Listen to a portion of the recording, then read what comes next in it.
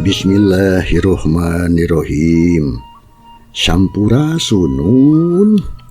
Wargi-wargi Mang Dedi baraya-baraya ki Sunda, utamina para barayan bikaresep kana carita garapan Mang Dedi. Dina judul Talaga Getih nu kiwari baris ditaratas bagian anu ka-14. Sakumaha nu kantos ditaratas dina hacan kanduna anu katunda dina bagian ka-13na. Pedaran Mang Dedi kasapi wanci dina mangsana medarkeun kaayaan alam ti peuting di lembur Cibodas. Dina mangsa rengse hujan telunya khususna Kajang Ahmad alias adina lanceukna Nyi Utari almarhumah harita teh aya di bumi Bapak RT nguningakeun yen Raina ical gitu can balik.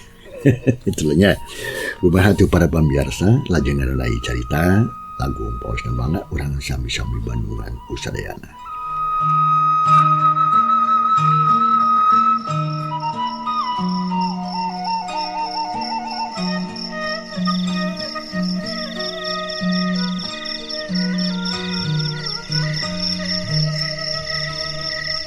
Bangsa alam habitat ti peuting rengse hujan jai atuh harita meuni celak deui atuh dina panyaweran kana lomang anu pinuh nyatana ku cai hujan urut hujan gede tadi.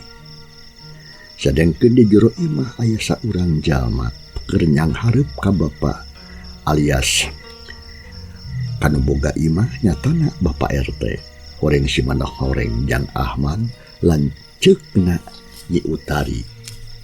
Keur nungguan Bapak RT keur salin pakean. Sanggeus kawilang tarap pibra atuh harita. Bapak RT digiringkeun ku Jang Ahmad ngajugjug ka gaduh ronda anu tempatna aya di tengah lemur. Gancangna icarita Pak RT jeung Jang Ahmad harita geus nepi weh kanu dijugjug. Dijauhkeun oge geus katempo di gaduh ronda teh caang daya lantera anu ngagantung dina sisiku. Ditambah deui atuh kacaangan ku seuneu durukan anu ngagedur hurung.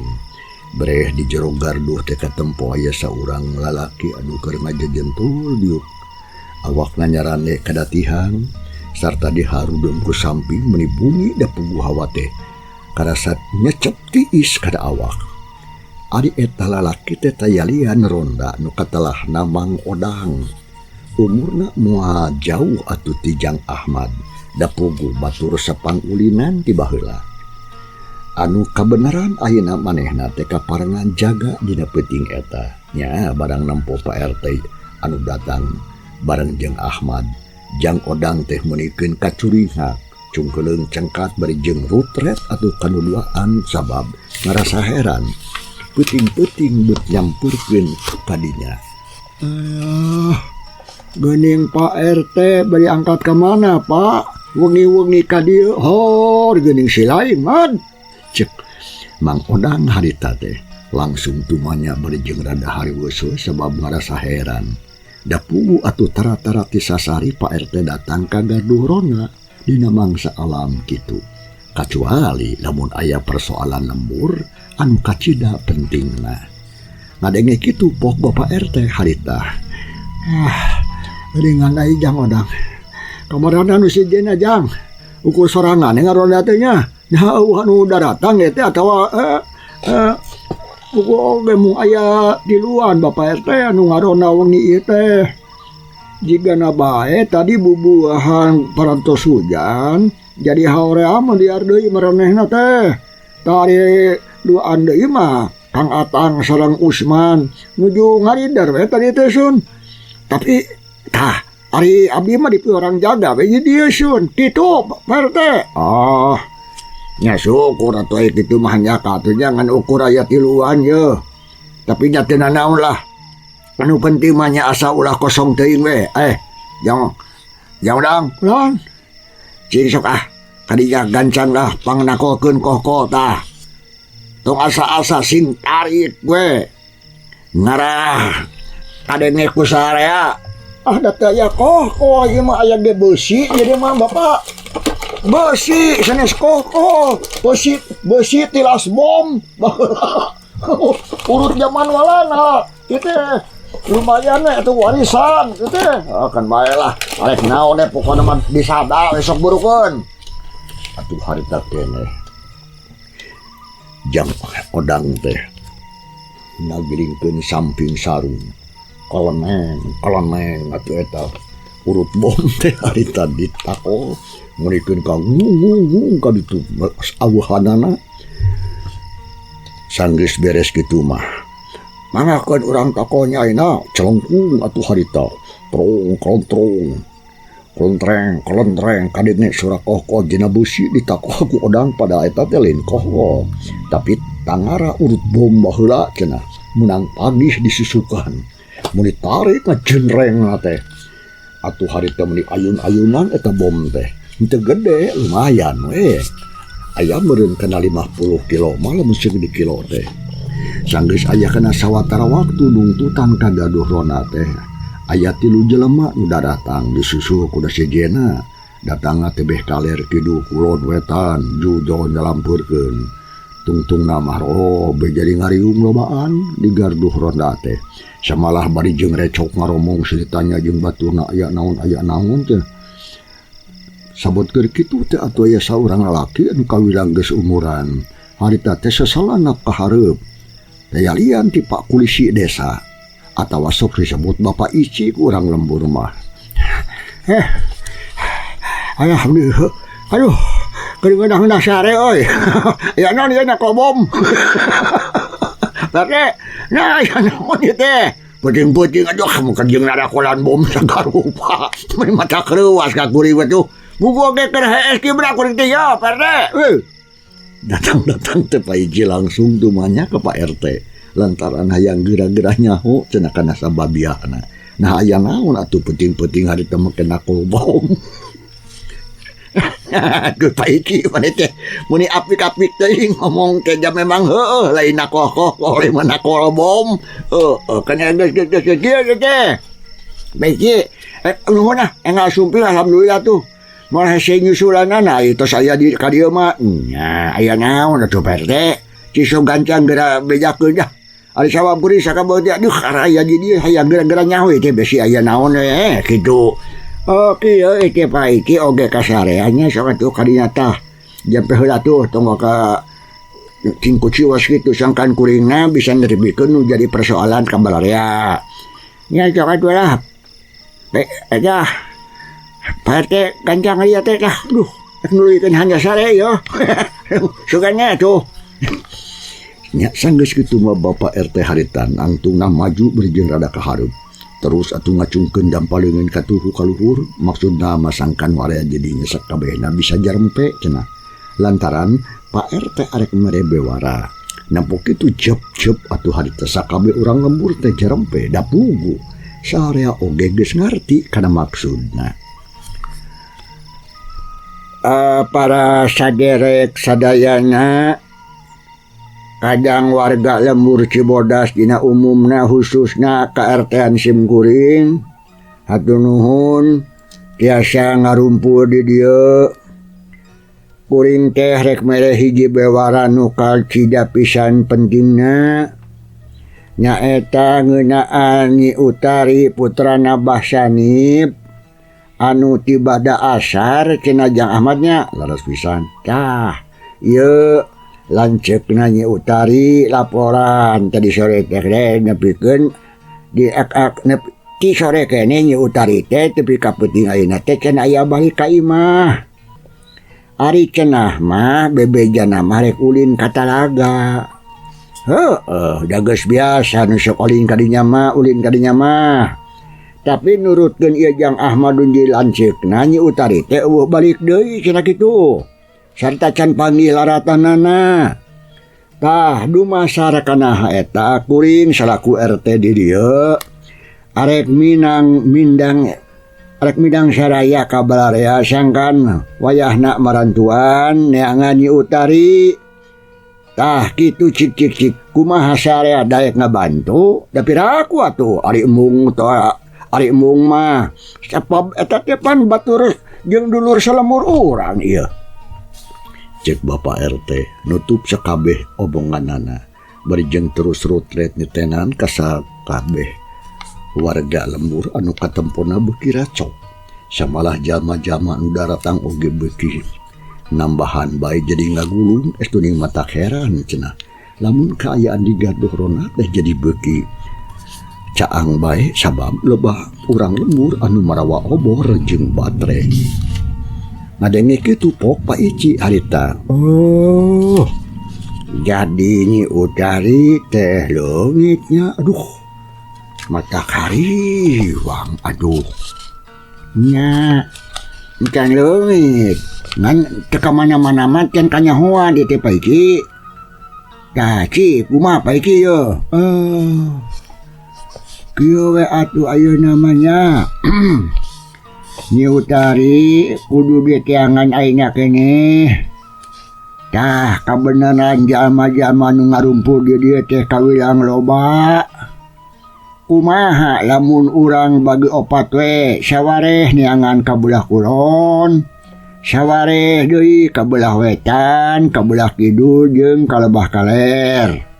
Teangan ku sarea kaunggah tempat kade kudu sing apik neanganana malah kudu kapanggih. Dah kitu kumaha kaharti lur? Cek Pak Ici harita merek parentah kasakunda urang lembur Cibodas. Sangkan sakabehna milu guyub pikeun neangan Nyi Utari. Nya atuh geus kitu mah sakabehna kadang warga teh harita terus bae dibagi opat sarombongan kabelah kulon diuluguan ku Bapak RT. Kabelah wetan ku Bapak Ici ari ka kidul dipimpin ku Ahmad jeung kabelah kaler mah ku Odang. Bring sarea atuh harita rindit ngabring kaayaan alam peuting di lembur Cibodas anu tadi narehe simpepet jadi ngadadak rame jeung paciweuriweuh. Bring anu ke belah wetan, bring deui belah kidul ka kulon jeung ka kaler meh sakabeh lalaki anu jarang jago mah harita ngencis arinit milu neangan Nyi Utari. Tempat-tempat anu bunyi disungsi, anu paroek ditempoan diider ka mana-mana. Disirikna ka umal madhab atawa tempat Nyi Utari teh diteangan di asrak eueuh anu kaliwat. Kabeh oge didatangan tu nepikeun ka wanci liwat di tengah peuting. Keukeuh can kapagih bae. Tapi parandene kitu sakureun neangan mah teu laletik hate terus ngeureuyeuh. Bari jeung capek-capek oge maraksakeun kawahangan kajero jurang kasisit talaga. Pokona mah kasap kuliah lembur mah geus kabeh dipapai. Duh, Gusti Nu Maha Agung, nakudu ka mana atuh neangan pun adi sakitu geus dipapai ka unggah tempat. Tapi oleh teu kapenak. Nyai tadi adi akangnya di mana atuh nyai teh? Cik Jang Ahmad harita ngagerentas di roning hatena. Bari jeung leumpang oge atuh mikiran tu waleh-waleh inget bae kanu jadi adi. Suku anu geus karasa rincug barelok atuh jeung kalotor malah kesang anu geus ngagerajag masihan awak mah saeutik oge geus teu diparire ku Jang Ahmad teh terus we laleumpang jeung batur-baturna anu sejen anu milu neangan adina. Mangsa alam harita teh geus beuki peuting bae samalah mah atuh geus rek nagayuh ka alam subuh. Anu nareangan sakabeh geus ngarasa capek lungse hajabat kitu karasa hawa teu beuki tiis wae geus loba anu ngarelak wae bari leumpang da pungguh geus tarunuh. Tapi usaha neangan Nyi Utari mah encan keneh mawa hasil.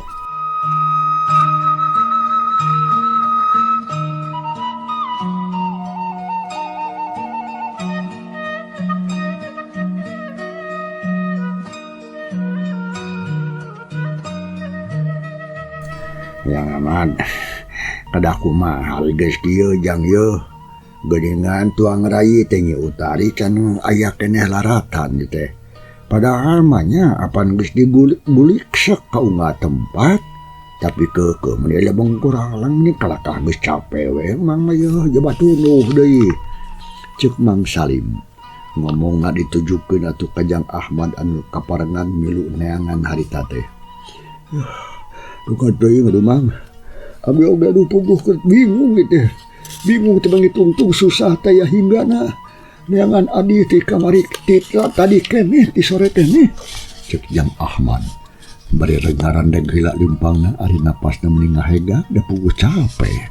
Aduh nakamana atuh nya utari teh nya cek Mang Salim nembalan ka Jang Ahmad bari jeung ngusap kesang anu rengung dina tarang. Sok sanajan heueuh oge hawa teu tiis tapi ari dipake ngeder lelempangan mah teu burung we ngoprot jueuh kesang.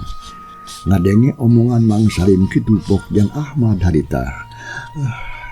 Mang Salim kieu atuh Mang nyabili Mang sareng anu sanesna tos ngaraos capek mah manggawe atuh mulih ti payun. Ari abdi mah nya bade teras we terasa ngeureuyeuh deui milayan pun adi. Dasanaos dugikeun ka isu euy Ciparipos na abdi teh duh moal wakawang sulyo cek Jang Ahmad. Ngomong kitu kelawan Daria bari jeung rutret ka sakabeh baturna anu harita marilu neangan. Da puguh Jang Ahmad oge harita ngarti tangtu sare oge geus ngarasa capek jeung tuluh. Geus aya kana sababaraha jamna atuh ngeder eta pilemburan. Alah kumaha atuh ari kitu mah da Mang teh teu tega ari nempo ujang kudu neruskeun neangan sosoranganan mah. Teu sawios Mang. Da moal kuda naon abdi mah manggawe Mang bade mulih mah. Nya Mang. Teu naon ari Mang geus ngarasa capek mah keun bae lah. Ahmad bade baturan we ku kuring samalah bisi aya nu lainna sarua geus capek oge sok bae rek baralik mah heula. Saja batik kitu da pasti atuh isuk teh kudu aridit ka tempat pagawean meureun. Jigana bae bakal tarulu ai teu sarare mah. Ai kuring onaman keun bae lah, da bisa sare ti beurang meureun. Cek Jang Oman milu nimrung kana omongan Jang Ahmad jeung Mang Salim. Tah, nya teu nanaon atuh ari aya Jang Oman mah atuh nya marengan mah nya Mang Maduh. Oh, Allah ya. Nya sok lah Mang lah. Teu nanaon rek balik mah tuh karunya minus tunuh kitu meureun meuli wae. Nya sanggeus kitu maleos atuh Mang Salim teh balik ti heula dituturkeun ku sababaraha baturna. Da puguh sacara rapes jabana ti kitu dina poe isukan kudu baroga pagawean anu kudu dijalankeun kawas biasana. Ari Jang Ahmad harita di baturan we ku Jang Oman jeung saurang deui anu katalahan Mang Uca. Nyaman tujuan ujang ayeuna ka mana yeuh? Dari kabelah kaler mah geus digorebak atuh. Kabeh oge pan ku rombongan anu ti kulor jeung ti kulon jeung ti wetan. Mang Uca harita nanya bari jeung ngarelet ka Jang Ahmad katut ka Oman. Anu harita keur nerangtung keneh bari jeung nempokeun ka Mang Salim kana tonggongna jeung baturna. Nu leumpangna teh geus jarauh. Ret atuh Ahmad kasih ka Mang Uca anu keur ngajanteng bari jeung nyekelan obor. Kewe atuh Mang Uca. Kumaha mun enak urang neangan deui di talaga yuk yuk. Talaga kumaha ai Jang Ahmad. Keung Kang ai kadu indit ka talaga mah wayah ge mah. Dasar borangan maneh mah Uca. Cak kuring mah tuh nya mending oge ka ditu yuk. Urang juk kadinya sabab apa nyi utari teh leungitna basa arek ulin ka talaga cenah. Jadi hayu urang datangan ka ditu. Jeung Mang Oman harita teh bari jeung terus ngaleos leumpang ti heula. Sabab ari manehna mah sifatna teh rada-rada wanian tara loba kasieun. Nya terus atuh tuturkeun Jang Ahmad ditema ku Mang Uca. Sok sanajan rada keung oge teh Mang Uca manehna maksakeun bae. Sabot kerjongjon leumpang ti kajohan ketepo aya cahaya obor anu ngabuk-gebur caang. Samalah kadenge sora jelema anu keur pating gerenang ngararobrol breh katempo aya sarombongan jalma anu keur laleumpang maju ka Pelebah Ahmad. Beukeul lila rombongan jalma teh beuki deukeut. Tungtungna mah pahareup-hareup jeung Ahmad. Sarta katempo anu daratang tetayalian Bapak Ici jeung batur-baturna. Mending Jang Ahmad kumaha hasil Jang neangan tuang rai teh Jang utari teh Pak Ici langsung nanya ke Jang Ahmad bari jeung panon melong we. Numawi dacan aya, dacan hasil Pak Ici kumaha geus sarua atuh bapak ge tuh. Sabatu-batu teh hasil manggihan Nyi Utari mata heran pugu oge nya gening bacengan ukur tiluan nya kamarana anu sijena Jang Ahmad.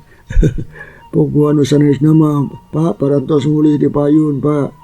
Bargi tos carape serang tararunu sama gitu kena itulah sarua ada babage capek itu ya ujang enak tiluan rekamannya tuh pamim maksad masun abdi teh bade ngabujeng katalaga we nya mamanawian we atuh kapendak di ditu pun adi teh teh lah Jang Ahmad ai cek pamikir bapak mah cek kudu ka ditu yang nomor gina gitu ari sabab apan cikeneh bapak oge pansarea karek balik tidinya ti Talaga Neangan malahan mah geus dikuriksak tapi cek apangih di itu ge tuang rai teh cek Pak Ici mereka terangan ke Jang Ahmad nu memang harita teh atuh Pak Ici teh jeung rombonganana balik Neangan Utari di Talaga narima beja serupa kitu puguh we atuh Jang Ahmad hatena beuki bingung saban ngabikeun ka harita can keneh meunang raratan ngeunaan adina kalakah matak capek we anu neangan ieu Jang Ahmad ayeuna mah mending oge lah balik ka gadurona tah engke di ditu urang bada bede jeung Bapak RT nya ya bangga tuh kitu oge sae peci ari mah pada ngiringan we nya sanggis kitu mah beral atuh harita Bapak Ici jeung Jang Ahmad jeung sakabeh batur-baturna arindit deui rek ngajug-jug ka Gaduh Rona cenah adi di tengah jalan gok amprok jeung rombongan odang nu sarua deh teu hasil manggihan Nyi Utari atuh rombongan jalma teh beuki loba we nya anu saterusna mah sararea ngabring balik meuru ka Gaduh Rona malahan mate kacatur di jalana sakabeh oge geus narepi samalah amprok jeung rombongan Bapak RT di anu geus kasampak aya di dinya. Kumaha ngan Nyi Utari teh hasil? Sanggeus amprok Pak RT langsung tumanya kanu alanyar datang. Ai Pak Ici anu nemalan teh. Nyeta tuh lebeng kuraleng Pak RT. Yah, Nyi Utari teh kapanggih. Kumaha Jang Ahmad? Sami Abdul ge Pak RT. Tatiasa mendakan pun adi. Jang Odang, kumaha Jang Odang? Cek Pak RT beri melong ka Jang Odang. Tunggu sami lombong Pak RT. Gas. Pak RT Jang Ahmad Odang ngawalonan kana omongan Bapak RT. Aduh, kudu kumaha ari teh kieu atuh. Cek Pak RT beri ngahulang. Parumana bangun anu bingung ari sabab usaha teh mawa hasil. Celangkeun Pak Ici harita. Kieu we atuh aya cek kuring mah yeuh Pak RT nya. Kumaha kitu? Ayeuna mah kumaha lamun urang baralik we heulaanan. Ari sabab kuring sakabehna ge geus ngarasa capek teh Pak RT nya. Poe isuk teh Nyi Utari teh urang teangan deui ku sarea. Tah kumaha lamun kitu kira-kirana sarea satuju? Cek Pak Ici bari jeung rutret ka sarea. Ngadenge kitu pok Pak RT. Lah, Ici tanya kitu oge lah. Kuring mah satuju bae tapi kumaha tuh Jang Ahmad satuju lamun kitu? Mangga Pak RT abdi mah ngiringan. Jang Ahmad harita teh teu boang ngomong. Sanajan hatena mah hayang terus neangan jadi adina. Tapi Jang Ahmad teh bisa kumaha? Da puguh ngarti kana kaayaan. Sabar keur kitu kadenge sora hayam jago kongkorongok sakali ti belah wetan. Anu nandakeun mun wanci geus beuki ngarayap. Ka mangsa janari malah tangtu malila oge atuh bahkan nepi ka wanci subuh. Sanggeus meunang keputusan anu sarupa kitu mah Bapak RT atuh jeung sakabehna nu area jadinya bring atuh baralik heula ka imahna. Cenah isukan arek nuwihkeun hanca neangan. Kitu di Jang Ahmad sarua balik heula berjeung mawa hate anu digulung ku rasa bingung malah susah anu teh henggana. rupa jeung tangtungan adina asa beuki kokolebatan dina kongkolak panona jiga-jiga anu ngalewean ya alam isnya jiga anu kabayang bae ku Jang Ahmad teh kolebat dina kongkolak panona bari jeung reueuh leumpang Jang Ahmad rek nuru ka imahna kasugri para wargi panjangna alam peuting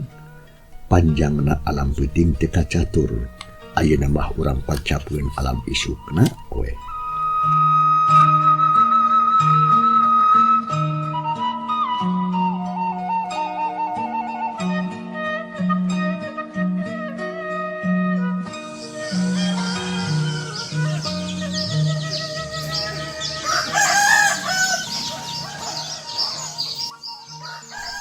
Kira-kira wanci haneut ngoyan beja pabeja-beja wartos pawartos ngeunaan atuh Nyi Utari anu leungit geus sumebar ka kuliah lembur Cibodas. Kaayaan anu sorpa kitu tangtu we ngajadikeun bukur catur pikeun urang lembur. Kolot budak awewe lalaki meh kabeh ngomongkeun ngeunaan Nyi Utari cenah anu leungit. Samalah beja ngeunaan Utari leungit teh atuh geus nepi ka kulawargana Juragan Subrata jeung ka kulawargana Abah Icang malah kadenge ku Nyi Mimin oge anu jadi anakna anu ti isukeun harita teh geus indit huru ka imah Utari malah maturan si Ambu Sumina anu geus ceurik we teu eureun-eureun da puguh inget bae kanu jadi anakna. Ambu tos atuh teh menangis wae da apan Utari teh nuju pada milariannya muga-muga we atuh terami di oge atuh enal kapenak kitu ceuk Nyi Mimin bari jeung sor ngasongkeun cai sagelas ka si Ambu alias indungna Nyi Utari malah terus ditampanan ku si Ambu bari jeung regot minum da puguh ti koro asa garingeun da ti peuting keneh teu inget minum acan. Nyi Mimin untung aya nyai anu baturan Ambu da pokoknya Ambu teh keur sadi pisan hate teh meneuperi ingat kasih nyai si Utari anu can kapanggih nepi ka ayeuna. Kitu ceuk si Ambu alias indungna Utari ngomong bari jeung inghak-inghakan hatena kacida pisan nalangsana. Tong arit mana Bu mending oge urang doakeun we atuh Utari teh mugi aya dina pandang tayungan Pangeran Nu Mahakawasa nyai. Ya moga-moga we anak Ambu teh sing gancang aya raratanana sarta bisa balik deui ka imah kalawan salamet. Ceuk si Ambu bari ngusap Cipanun anu kaluar murubut maseuhan kana pipina anu geus rada peot. Nuhun Ambu, moge-moge we atuh cing sabar. Da kitu pisan harapan abdi oge. Utari tiasa mulang deui dina kaayaan salamet teu kirang nanaon. Ceuk Nyi Mimin harita ngomongna teh beuki pisan bisa pisan malahan mah terus we teu eureun-eureun ngaboberah ka si Ambu indungna Utari sangkan ulah ceurik bae cenah. Ari sikepna Nyi Mimin biasa-biasa we teu matak nyurigakeun batur. Tapi ari jero hate mah teu burung Nyi Mimin teh rada oge reuwas jeung salempang. Sababna sabab kalakuan manehna sieun katohyan. Naon sababna lantaran kumasa lamun dirina geus sakongkol jeung darja kaput balad-baladna. Ari Jang Ahmad jeung Abah Sanip harita teh nya kitu deui Pak RT, Bapak Ici jeung anu sejen-sejenna. Harita teh geus datu dewe neangan Nyi Utari. Samalah beuki loba bae anu milu nareangan teh. Sabab sarere hayang milu nembungkeun kabelana ka kulawarga Abah Sanip. Kaasup si Godeg jeung si Gojin kitu deui Darja jeung Suta. Sarua marilu neangan. Pipilun guyub jeung batur lantaran ngarah eueuh anu curiga ka maranehna cenah. Cag para pamirsa, ieu carita urang tunda heula. Kumaha atuh lajenganana insyaallah Made di baris nuruskeun ieu carita baris naratas bagian anu ka 15. Hatur nuhun loh ku mangrupi perhatosanana Ujeng kantun kasadayana. Wassalamualaikum warahmatullahi wabarakatuh.